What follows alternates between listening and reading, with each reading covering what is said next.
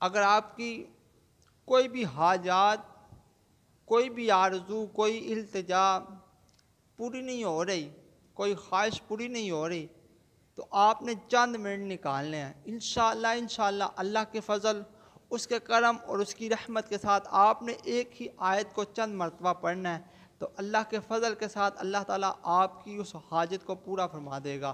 یہ آپ کی حاجت کسی بھی مسئلے کے حوالے سے ہے، چاہے کاروبار کے حوالے سے ہے، اولاد کے حوالے سے ہے، شادی کے حوالے سے ہے، روزگار کے حوالے سے ہے، گھر کے حوالے سے ہے، گھریلو جھگڑوں کے حوالے سے ہے، یا کسی بھی بیماری میں مبتلا ہیں، تو انشاءاللہ آپ نے اس آیت کو 21 مرتبہ پڑھنا ہے، تو انشاءاللہ اللہ تعالیٰ آپ کی تمام حاجات کو پورا فرما دے گا۔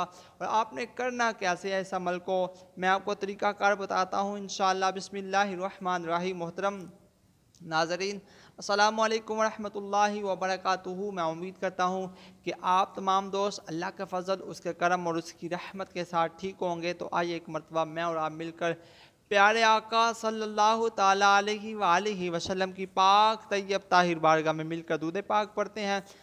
الصلاۃ والسلام علیکہ یا سیدی یا رسول اللہ وعلی آلک وصحابک یا سیدی یا حبیب اللہ۔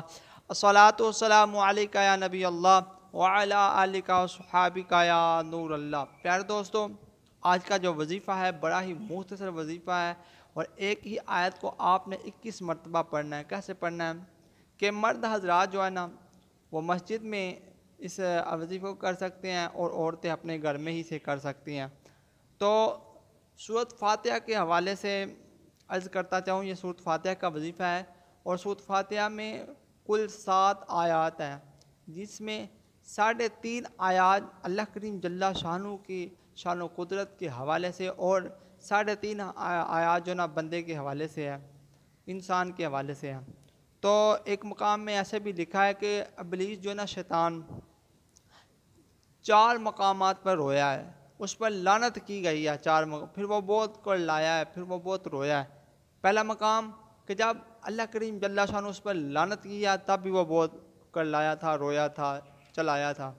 دوسرا، جب اللہ کریم جل شانہ نے جناب حضرت سیدنا آدم علیہ السلام کی توبہ کو قبول کیا، اس وقت بھی ابلیس بہت رویا، کرلایا۔ اور تیسرا مقام، جب میرے اور آپ کے آقا آخری نبی امام الانبیاء رسول اور نبی بن کے آئے، ٹھیک ہے، تو تب بھی وہ بہت اپنا رویا تھا، کرلایا تھا، چیخا تھا۔ اور چوتھا مقام یہ ہے کہ جب اللہ کریم جل شانہ نے سورۃ فاتحہ کو نازل فرمایا، اس وقت بھی یہ بہت رویا، کرلایا، اس پر لعنت کی گئی ہے۔ تو پیارے دوستو، یہ جو سورۃ فاتحہ نا، سورۃ فاتحہ ہر مرض کے لیے جو ہے نا بڑی اعلیٰ ہے۔ جس مرض کے لیے بھی آپ پڑھیں گے، اللہ تعالیٰ آپ کی اس بیماری کو، اس پریشانی کو دور فرما دے گا۔ اور ایک حدیث پاک کا مفہوم ایسا بھی ملتا ہے کہ یہ جو ہے نا سورۃ فاتحہ ام الکتاب بھی ہے اور شفا بھی ہے، ٹھیک ہے۔ تو بزرگان دین فرماتے ہیں کہ جو بندہ سورۃ فاتحہ کو 100 مرتبہ پڑھ کر اللہ کریم جل شانہ کی بارگاہ میں جو بھی نیک دعا مانگے گا، اللہ کریم جل شانہ اس کی دعا کو قبول فرمائے گا۔ اب آپ نے کرنا کیا، آپ جو ہے نا اس وظیفے کو ہر نماز کے بعد کریں، کیونکہ 21 مرتبہ آپ نے ایک ہی آیت کو پڑھنا ہے۔ آپ نے کرنا کیا ہے کہ جب آپ نماز فجر، ظہر، عصر، مغرب، عشاء کے بعد فارغ ہو جائیں، ٹھیک ہے، تو آپ کریں کیا، آپ جو ہے نا اپنا سر کو سجدے میں رکھ لیں، اور پوری سورۃ فاتحہ آپ نے پڑھنی ہے۔ الحمدللہ رب العالمین الرحمن الرحیم مالک یوم الدین ایاک نعبد و ایاک نستعین اہدنا الصراط المستقیم صراط الذین انعمت علیہم غیر المغضوب علیہم ولا الضالین۔ اور جب آپ نے اس آیت پر آنا ہے نا، ایاک نعبد و ایاک نستعین، اس آیت پر جب آپ آئیں گے تو آپ نے 21 مرتبہ سر کو سجدے میں رکھ کے آپ نے اس آیت کو پڑھنا ہے، ٹھیک ہے۔ ایاک نعبد و ایاک نستعین 21 مرتبہ آپ نے پڑھنا ہے، اور اس کے بعد پھر آپ نے یہ صورت مکمل کر لینی آگے۔ پھر اس کے بعد آپ نے دعا کرنی ہے انشاءاللہ آپ کی جو بھی مرض ہوگی، جو بھی پریشانی ہوگی، جس بھی حاجت کے لیے آپ پڑھ رہے ہیں، انشاءاللہ وہ مالک کریم جل شانہ آپ کی ہر حاجت کو پورا فرما دے گا۔